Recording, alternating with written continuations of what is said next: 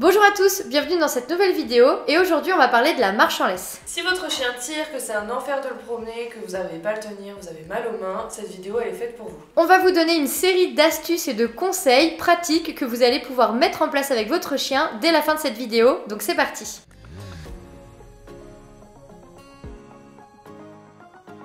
Le premier conseil très important si vous voulez faire de la marche en laisse avec votre chien, c'est de comprendre qu'est-ce qui le motive. Parce qu'en fait, la marche en laisse, le but du jeu, c'est que le chien soit focus sur vous.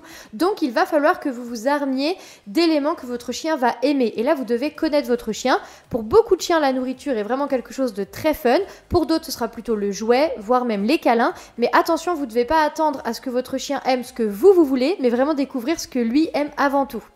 Alors une fois que vous avez trouvé ce qui le motive, dans beaucoup de cas on va utiliser la friandise, vous allez pouvoir commencer à travailler sur la zone de renforcement. Il est très important de connaître le principe de la zone de renforcement. En marche en laisse, la zone de renforcement c'est au niveau de la jambe. En fonction de la taille de votre chien, ça peut être plus ou moins vers le genou. Et il va falloir que la friandise ou le jouet que vous allez utiliser ne soit accessible que dans cette zone-là. En fait, à force de faire ça, votre chien va comprendre que le but du jeu c'est de rester dans cette zone parce que c'est là que la friandise ou la motivation va arriver.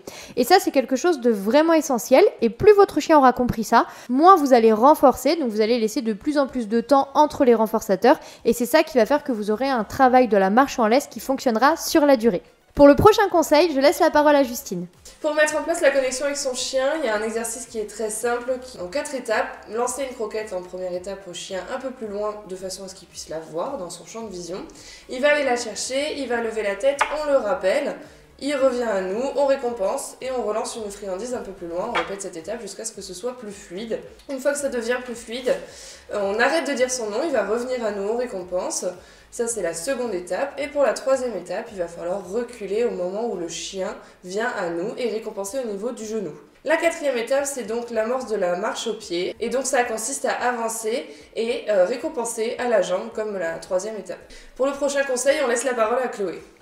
Oui, une autre astuce pour vous aider, la marche en laisse, ce n'est pas seulement marcher en ligne droite. Souvent, quand on entraîne cet exercice, on a tendance à être sur un terrain, donc à aller d'un plot à l'autre. Mais en fait, il faut comprendre que si vous voulez une marche en laisse complète, il faut entraîner plusieurs types d'exercices. Donc, il y a souvent 6 groupes d'exercices à travailler. Donc, la ligne droite, bien évidemment, mais aussi travailler les virages.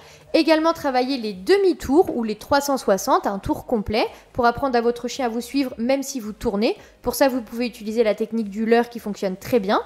Vous pouvez aussi travailler les stops et les statiques. La différence entre les stops et les statiques, c'est la durée. Le stop, vous allez juste vous arrêter et repartir. Le statique, vous allez vous arrêter, attendre un peu pour repartir. Ça peut être pratique dans la vie quotidienne, quand vous parlez avec quelqu'un ou vous attendez avant de traverser, etc.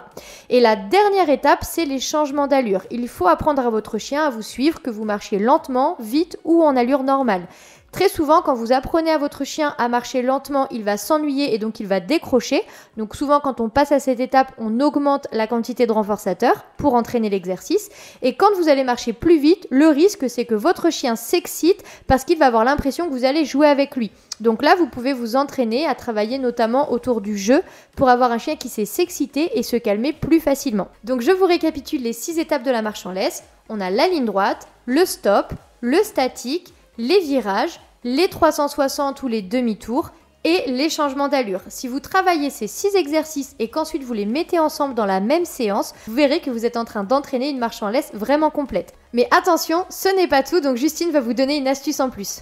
Attention à la durée de l'exercice, pour que ce soit vraiment efficace, il ne faut pas que ce soit trop répété et trop redondant pour le chien qui risque de s'ennuyer. Il est recommandé pour que la session reste efficace de travailler que quelques secondes voire quelques minutes selon le chien et de répéter cette session plusieurs fois par semaine éventuellement. Encore un conseil, pour avoir un apprentissage vraiment optimisé, il existe une règle qui s'appelle les 4D, qui respecte donc la durée, la distance, la distraction et la diversification. Si vous voulez en savoir plus sur les 4D, nous avons déjà fait une vidéo à ce sujet et on va vous mettre le lien en bio. Voici les conseils principaux qu'on pouvait vous donner, on espère que ça vous aura servi.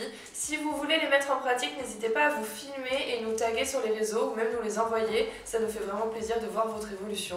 N'oubliez pas de vous abonner, de mettre un pouce sur la vidéo et d'activer la cloche. Et à bientôt!